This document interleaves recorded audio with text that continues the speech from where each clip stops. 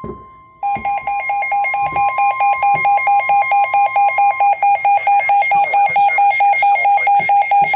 severe thunderstorm warning for northwestern Box Elder County in northern Utah until 6:45 p.m. Mountain Daylight Time.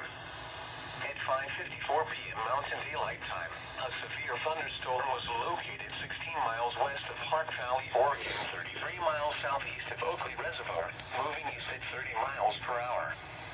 Hazard: 60 miles per hour wind gusts and quarter-size hail. Source: radar indicated. Impact: hail damage to vehicles is expected. Expect wind damage to roofs, siding, and trees. Locations impacted include Park Valley and Rosette. This includes Utah Route 30 between mile markers 37 and 65. For your protection, move to an interior room on the lowest floor of a building. Repeating, a severe thunderstorm warning has been issued until 6:45 p.m. Mountain Daylight Time for the following county: Box Elder, Utah.